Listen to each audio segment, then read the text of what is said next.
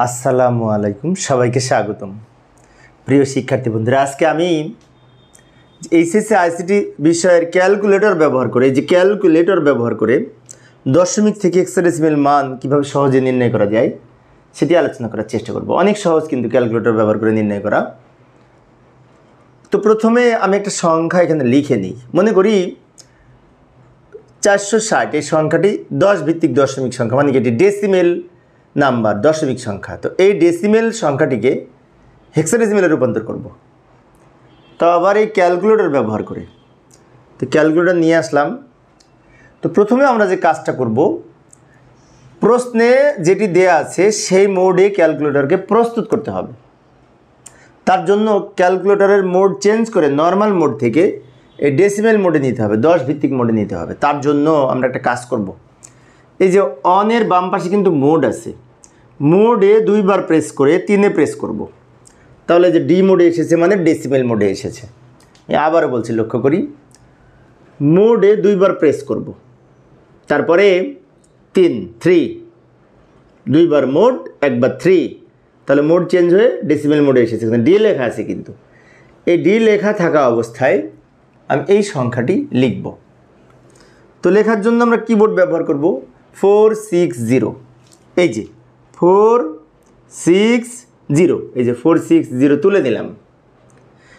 এখানে লেখার পরে এখন আমরা কি করব, এটাকে হেক্সাডেসিমেল করব।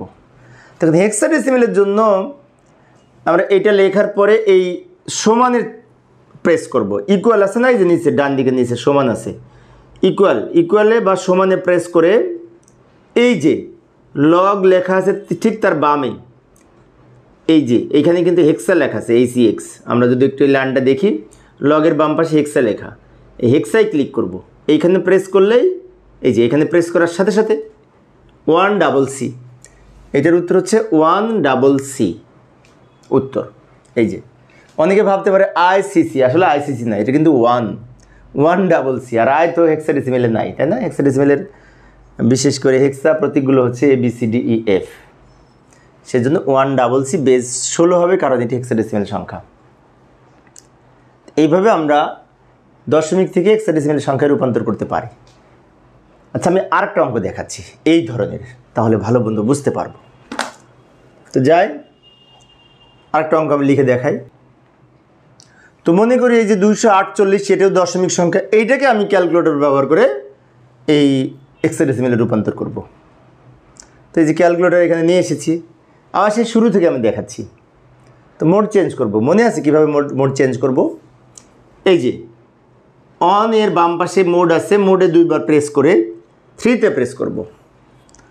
2 বার মোড, একবার 3, তো মোড চেঞ্জ হয়ে ডেসিমেল মোডে এসেছে। মানে কি, এ ডি মোডে এসেছে। ডি লেখা থাকলে বুঝতে হবে যে ডেসিমেল মোড। ডি মোড থাকা অবস্থায় আমরা কি করব, এই সংখ্যাটি এখানে লিখব। তো লেখার জন্য আমরা যে কিবোর্ড ব্যবহার করতে পারি, যেমন 248, এই যে কিবোর্ড ব্যবহার করে লিখি 248, এই যে তুলে নিলাম। এই সংখ্যাটি দশমিক সংখ্যা, ডেসিমেল সংখ্যা, তাই ডি থাকা অবস্থায় তুলব। আচ্ছা, এবার এইটা লেখার পরে এই যে নিচে ইকুয়াল আছে, সমান আছে, সমানে প্রেস করে ইকুয়ালে প্রেস করে এই যে লগের বাম পাশে হেক্সা আছে, হেক্সায় প্রেস করব। তাহলে হেক্সাডেসিমেল সংখ্যা হয়ে গেছে কিন্তু 8F, অর্থাৎ এই 8F হচ্ছে হেক্সাডেসিমেল সংখ্যা। তাই ব্র্যাকেট দিয়ে আমরা 16 লিখেছি।